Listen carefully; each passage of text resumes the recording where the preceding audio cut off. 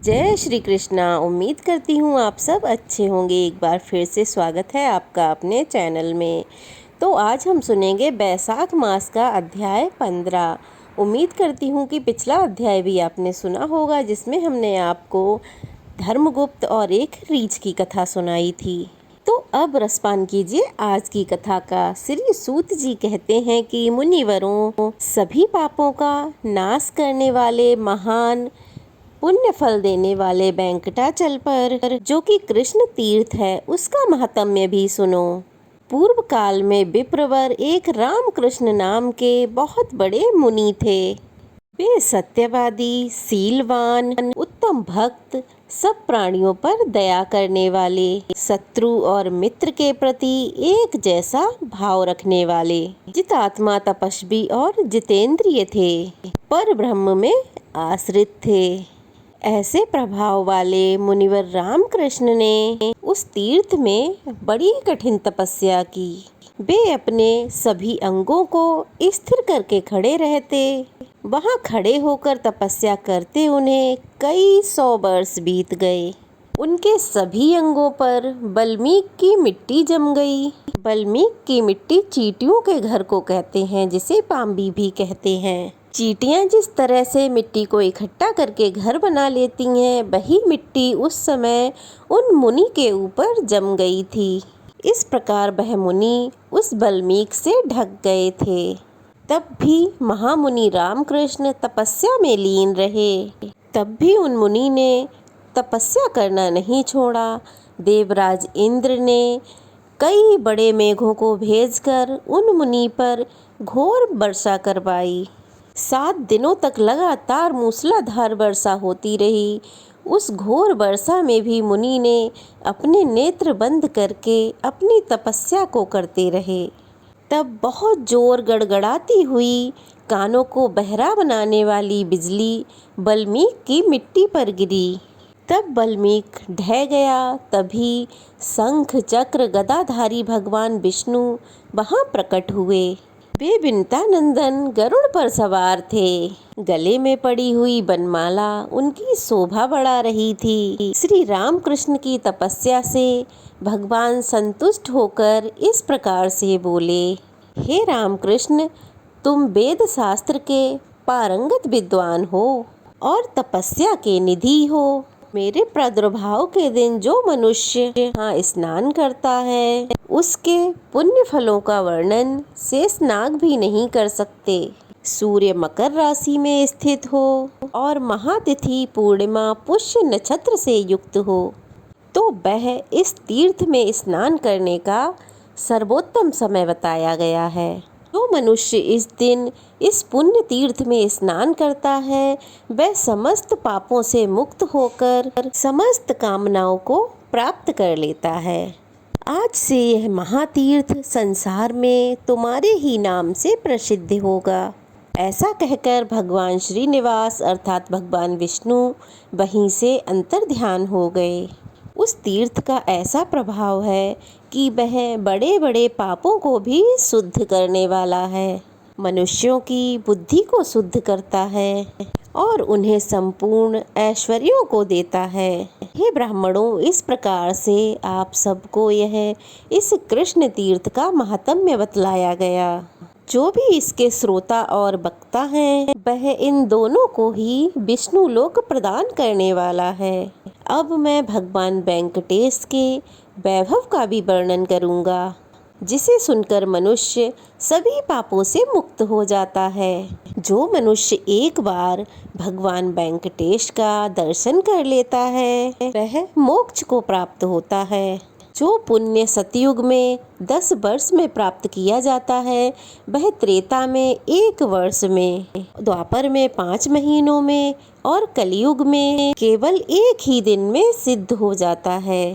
परंतु जो लोग भगवान श्रीनिवास का दर्शन करते हैं, उन्हें वही पुण्य फल कई गुना होकर कोटि कोटि बार मिल जाता है। श्री भगवान वेंकटेश में संपूर्ण तीर्थ, सभी देवता, मुनि और पितर विद्यमान हैं। भगवान वेंकटेश का सच्चिदानंदमयी विग्रह श्रेष्ठ शंख से पूजित है। उसके स्मरण करने मात्र से यमराज की पीड़ा भी नहीं होती। जो इस पृथ्वी पर परम दुर्लभ मनुष्य शरीर पाकर सर्वश्रेष्ठ देवता भगवान वेंकटेश का दर्शन और पूजन करते हैं, उनका ही जन्म सफल है और वे ही कृतार्थ हैं। भगवान नारायण का दर्शन होने पर सहस्त्रों ब्रह्म हत्या और अनेकों पाप पूरी तरह से नष्ट हो जाते हैं। जो मनुष्य सदा भोग और स्वर्ग लोक का राज्य चाहते हैं, वह एक बार प्रसन्नता पूर्वक वेंकटाचल निवासी भगवान श्रीनिवास को प्रणाम कर लें। करोड़ों जन्मों में किए हुए कई पाप हैं, वो सब भगवान वेंकटेश के दर्शन मात्र से ही नष्ट हो जाते हैं। जो संपर्क से, कौतूहल से, लोभ से या भय से भी भगवान वेंकटाचल का स्मरण करता है, वह मनुष्य इस लोक तथा परलोक में भी कभी भी कोई दुख नहीं भोगता। वेंकटाचल निवासी भगवान देवेश्वर श्री विष्णु का कीर्तन और पूजन करने वाला अवश्य ही भगवान विष्णु का स्वरूप प्राप्त कर लेता है। जैसे प्रज्वलित अग्नि क्षण भर में ही ढेर के ढेर ईंधन जलाकर भस्म कर देती है, ठीक वैसे ही भगवान वेंकटेश का दर्शन शीघ्र से शीघ्र सभी पापों को जलाकर भस्म कर देता है। भगवान वेंकटेश्वर की भक्ति 8 प्रकार की मानी गई है। पहला, भगवान के भक्तों के प्रति स्नेह भाव। दूसरा, भगवत भक्तों की पूजा करना। तीसरा, स्वयं भक्ति पूर्वक भगवान की पूजा करना। चौथा, अपने शरीर की समस्त चेष्टाएं भगवान के लिए ही करना। पांचवा, भगवान के महात्म्य की कथाओं में रुचि रखना और उन्हें सुनने में आनंद प्राप्त करना। छठा, अपने नेत्र तथा शरीर में भगवत भक्ति और भगवत प्रेम जनित विकार होना। सातवां, भगवान श्रीनिवास का निरंतर स्मरण करना। आठवां, भगवान वेंकटाचल निवासी की शरण लेकर ही जीवन धारण करना। ऐसी 8 प्रकार की भक्ति यदि किसी मनुष्य में भी हो, वो भी निश्चय ही मोक्ष को प्राप्त कर लेता है। भगवान की अनन्य भक्ति तथा ब्रह्म ज्ञान से मोक्ष की प्राप्ति निश्चित है। सन्यासियों और नैष्ठिक ब्रह्मचारियों को वेदांत शास्त्र श्रवण जनित ज्ञान से जो मुक्ति मिलती है, वही मुक्ति भगवान वेंकटेश के मात्र दर्शन करने से मिल जाती है। वेंकटगिरी के स्वामी भगवान श्रीनिवास का दर्शन कर लेने पर सब लोग महापुरुष की श्रेणी में चले आते हैं। उनमें से कोई भी एक दूसरे से कम या अधिक नहीं रह जाता। सभी पापों का नाश करने वाले वेंकटाचल पर जाकर जो भी भगवान श्रीनिवास का भक्ति पूर्वक दर्शन करता है, उसकी समानता इस धरती लोक पर चारों वेदों का विद्वांत भी नहीं कर सकता। संपूर्ण वेद भगवान श्रीनिवास का ही प्रतिपादन करते हैं। सब यज्ञ भगवान श्रीनिवास की ही साधना के साधन हैं और सब लोग भगवान श्रीनिवास के ही आश्रित हैं। सब कोई उन्हीं पर निर्भर है। किसी का भी आश्रय छोड़कर भगवान श्रीनिवास की ही शरण लेनी चाहिए। वेंकटाचल निवासी भगवान श्री हरि का 2 घड़ी ध्यान करने वाला व्यक्ति भी अपनी 21 पीढ़ियों का उद्धार करके विष्णु लोक में सम्मानित होता है। इस प्रकार यह वेंकटेश का महात्म्य बताया गया। जो मनुष्य भक्ति पूर्वक प्रतिदिन इसको सुनता है अथवा पढ़ता है, वह भगवान वेंकटेश की सेवा का फल प्राप्त कर लेता है। वेंकटाचल के पर्वत पर चढ़ने से पहले उस पुण्य पर्वत की इस प्रकार से वंदना करनी चाहिए। हे स्वर्णाचल, हे महापुण्यमय, सर्वदेव सेवित कृश्रेष्ठ ब्रह्मादि देवता भी जिनकी सेवा पूर्वक सेवा किया करते हैं, उन्हीं आपके ऊपर अब मैं अपने दोनों पैरों से चलूँगा। मुझ पाप चेता पुरुष के इस पाप को आप क्षमा कर दीजिएगा। अपने शिखर पर निवास करने वाले भगवान श्री लक्ष्मीपति का आप मुझे दर्शन करवाइए। इस प्रकार पर्वत श्रेष्ठ श्री वेंकटाचल की प्रार्थना करके मनुष्य उस पर धीरे धीरे चले। ऊपर पहुंचकर सभी पापों का नाश करने वाली अति पुण्यमयी स्वामी पुष्करणी में नियम पूर्वक स्नान करे। इसके बाद पितरों का पिंडदान करे। ऐसा करने से स्वर्गवासी पितर मोक्ष को प्राप्त होते हैं और नरकवासी पितर स्वर्ग में चले जाते हैं। इसके बाद उस पर्वत के ऊपर जो सब तीर्थों में श्रेष्ठ है और पवित्र पाप विनाशक नामक तीर्थ है, जिसके स्मरण मात्र से मनुष्य फिर गर्भ में नहीं आता, उसके पास जाकर उसमें स्नान करना चाहिए। यह स्वामी तीर्थ उत्तर दिशा में है। वहाँ स्नान करने से मनुष्य बैकुंठ धाम में जाते हैं। पूर्व काल में भद्रमती नामक एक श्रेष्ठ ब्राह्मण थे जो वेद वेदांगों के पारंगत पंडित थे, परंतु वे बड़े ही दरिद्र थे। उनके पास जीविका का कोई भी साधन नहीं था। बुद्धिमान ब्राह्मण ने संपूर्ण शास्त्र वेद और धर्म शास्त्रों का श्रवण किया था। उनकी 6 पत्नियां थीं, कृता, सिंधु, गोवती, कामिनी, मालिनी और शोभा। ये उनकी 6 पत्नियां थीं। उनके गर्भ से ब्राह्मण ने 200 पुत्र उत्पन्न किए थे। वे सभी पुत्र आदि भूख से पीड़ित हो रहे थे। अपने प्यारे पुत्रों और प्रियतमा पत्नियों को भूख से व्याकुल देखकर दरिद्र भद्रमती विलाप करने लगा कि हाय, इस भाग्यहीन जीवन को धिक्कार है। धन और कीर्ति से रहित इस जीवन को धिक्कार है। उस जीवन को भी धिक्कार है, उस जन्म को भी धिक्कार है जिसमें धनाभाव न होने के कारण अतिथियों का स्वागत भी न हो सकता हो। ज्ञान और सदाचार से शून्य इस जीवन को भी धिक्कार है और बहुत संतानों वाले मनुष्य के धनहीन जन्म को भी धिक्कार है।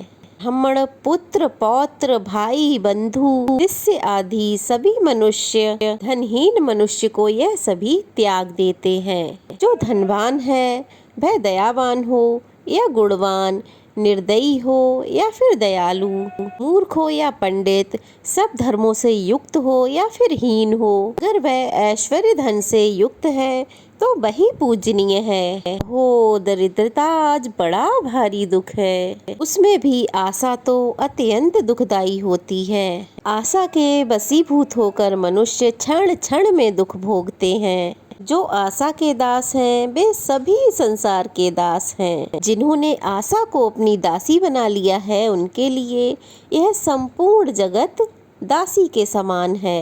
अहो दरिद्रता अर्थात गरीबी सबसे बड़ा दुख है। उसमें भी पुत्र और पत्नियों का अधिक होना और भी दुखदायी है।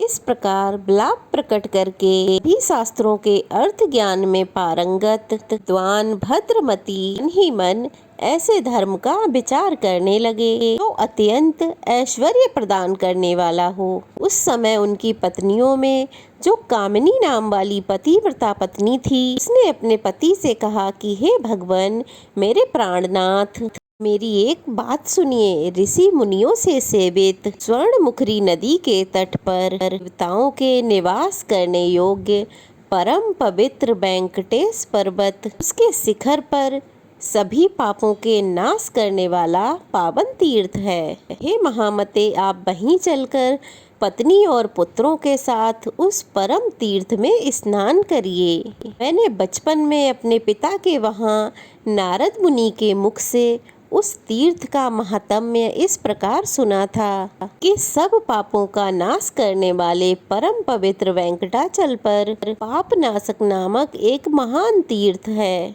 जो सभी दुखों को दूर करने वाला और सभी प्रकार की संपदाओं का दान करने वाला है। उसमें संकल्प पूर्वक स्नान करके अधिक ऐश्वर्य प्रदान करने वाले धर्म का मन ही मन चिंतन करना चाहिए। सब दानों में उत्तम भूमि दान है। वह परलोक में उत्तम उत्तम फल की प्राप्ति कराने वाला है तथा सभी मनोवांछित कामनाओं को देने वाला है। भूमि दान देकर मनुष्य अपनी सभी अभीष्ट वस्तुओं को प्राप्त कर लेता है। नारद जी की यह बात सुनकर मेरे पिता बहुत प्रसन्न हुए थे। उन्होंने फिर शेषाचल तीर्थ पर जाकर पापनाशक तीर्थ में स्नान करने के बाद एक क्षत्रिय ब्राह्मण को भूमि दान दिया, जो समस्त ऐश्वर्यों को देने वाला है। उसी से मेरे पिता इस संसार में समस्त सुखों से सौभाग्यशाली हुए और अंत में हे प्रभु वह भगवान विष्णु के परम धाम को गए। हे श्रेष्ठ, आप भी सभी कामनाओं को देने वाले वेंकटाचल पर चलकर भूमि दान कीजिए। अग्निहोत्री क्षत्रिय ब्राह्मण को थोड़ी सी भूमि का दान कीजिए। ऐसा करने से मनुष्य ब्रह्मलोक को प्राप्त हो जाता है। वेंकटाचल पर्वत पर किया हुआ भूमि दान सभी पापों को नष्ट करने वाला है। जो ईख, गेहूं, धान तथा सुपारी आदि वृक्षों से युक्त भूमि का दान करता है वह साक्षात श्री विष्णु के समान है। जीविकाहीन कुटुंबी और दरिद्र ब्राह्मण को थोड़ी सी भूमि देकर मनुष्य भगवान विष्णु के साहित्य को प्राप्त होता है। अपनी पत्नी की यह बात सुनकर और शेषाचल निवासी भगवान विष्णु का ध्यान करके वह ब्राह्मण बहुत संतुष्ट हुए। फिर उन्होंने अपनी बुद्धि से परम उत्तम कीर्णाचल पर्वत पर जाने का निश्चय किया। वह पूर्णतः धर्मपरायण थे। धर्म में उनकी विशेष श्रद्धा थी। अपनी पत्नी के साथ फिर वे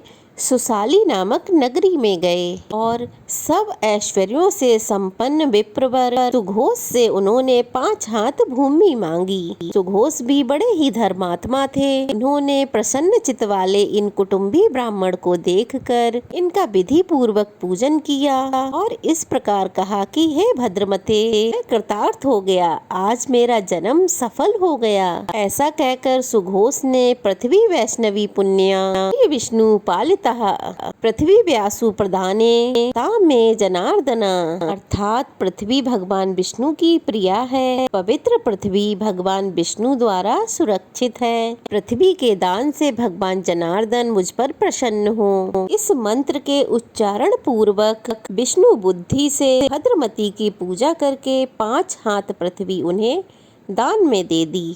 उस भूमि दान के पुण्य से सुघोष भगवान विष्णु के धाम को प्रदान हुआ, जहाँ जाकर कोई भी शोक नहीं करता। इसके बाद भद्रमती अपने पुत्रों तथा पत्नियों के साथ देव दानव वंदित वेंकटाचल पर गए। वहाँ स्वामी पुष्करणी के परम पवित्र जल में अपने पत्नियों और पुत्रों सहित स्नान किया। इसके बाद उसके पश्चिम तट पर पृथ्वी को धारण करने वाले भगवान श्वेत वराह को नमस्कार करके वे भगवान श्री निवास के मंदिर में गए। वहाँ ब्रह्मादि देवताओं से सेवित श्री कृपा निधान श्री निवास का अपने पुत्र पत्नियों सहित दर्शन किया और भगवान को प्रणाम करके पत्नियों और पुत्र सहित पाप नाशक तीर्थ में आए। फिर वहाँ विधि पूर्वक स्नान करके धर्म आदि शुभ कर्मों का अनुष्ठान करके और किसी क्षत्रिय विष्णु भक्त को विष्णु भक्ति से मोक्षदायन भूमि दान किया, जो कि उन्होंने सुघोष से मांगी थी। उस दान के प्रभाव से शंख, चक्र और गदा धारण करने वाले वनमाला विभूषित भगवान विष्णु गरुड़ पर चढ़े हुए पापनाशन तीर्थ के तट पर प्रकट हुए। इस समय शांत स्वभाव वाले भद्रमती ने भगवान की इस प्रकार स्तुति आरंभ कर दी कि सबके कारण रूप आप भगवान को नमस्कार है। सबको पालन करने वाले आपको नमस्कार है। समस्त देवताओं के स्वामी आपको नमस्कार है। दैत्यों का संहार करने वाले आपको नमस्कार है। जो भक्तजनों के प्रियतम, पाप नाशक तथा दुष्टों के संहारक हैं, आपको नमस्कार है। जिन्होंने किसी विशेष हेतु से वामन रूप धारण किया, तो नार स्वरूप जल में निवास करने के कारण नारायण कहलाते हैं, जिनके विक्रम की कोई सीमा नहीं है। और जो शंख, चक्र और गदा धारण करते हैं, उन भगवान पुरुषोत्तम को बारंबार नमस्कार है। क्षीर सिंधु में निवास करने वाले भगवान आपको बारंबार नमस्कार है। अविनाशी लक्ष्मीपति को नमस्कार है, जिनके अनंत तेज की सूर्य आदि से भी तुलना नहीं हो सकती, उन भगवान को नमस्कार है। था जो पुण्य कर्म परायण पुरुषों को पता प्राप्त हो जाते हैं, उन कृपालु श्री हरि को बारंबार प्रणाम है। सूर्य और चंद्रमा जिनके नेत्र हैं, तो सभी यज्ञों का फल देने वाले हैं। यज्ञांगों से जिनकी शोभा होती है और जो साधु पुरुषों के परम प्रिय हैं, उन भगवान श्री निवास को बार बार नमस्कार है। जो कारण के भी कारण सब दादी विषयों से रहित, अभीष्ट सुख देने वाले तथा भक्तों के हृदय में वास करने वाले, उन भक्त वत्सल भगवान को नमस्कार है। अद्भुत कारण रूप आपको नमस्कार है। मंदराचल पर्वत धारण करने वाले हे कच्छप रूप आपको नमस्कार है। यज्ञ बराह रूप में प्रकट होने वाले आपको नमस्कार है। हिरण्याक्ष को विदीर्ण करने वाले आपको नमस्कार है। वामन रूपधारी आपको नमस्कार है। क्षत्रिय कुल का अंत करने वाले परशुराम रूप में आपको नमस्कार है। रावण का वध करने वाले श्री राम रूपधारी आपको नमस्कार है। तथा नंद नंदन श्री कृष्ण के बड़े भाई राम रूप में आपको नमस्कार है। हे कमलाकांत आपको नमस्कार है। सबको सुख देने वाले आपको नमस्कार है। भगवान आप शरणागतों की पीड़ा का नाश करने वाले हैं, आपको बारंबार नमस्कार है। ब्राह्मण भद्रमती के इस प्रकार स्तुति करने पर भक्त वत्सल दया निधान भगवान श्री निवास ने वात्सल्य पूर्वक कहा, हे तात तुम्हारा कल्याण हो। तुम्हारे इस महास्त्रोत से मैं अत्यंत संतुष्ट हूँ। हे ब्राह्मण तुम इस संसार में पुत्र पौत्र आदि सभी सुखों से संपन्न होकर सभी सुख भोगने के बाद अंत में मोक्ष प्राप्त करोगे। ऐसा कहकर भगवान श्री विष्णु वहीं अंतर ध्यान हो गए। हे ब्राह्मणों मैंने इस प्रकार पाप नाशक तीर्थ की और वहाँ भूमि दान करने की महिमा का भी वर्णन कर दिया। जय श्री कृष्णा। आज की कथा यहीं तक। कैसी लगी कमेंट बॉक्स में बताएं और वीडियो को लाइक करें, शेयर करें और कमेंट करना बिल्कुल भी ना भूलें। फिर मिलेंगे, तब तक के लिए जय श्री कृष्णा।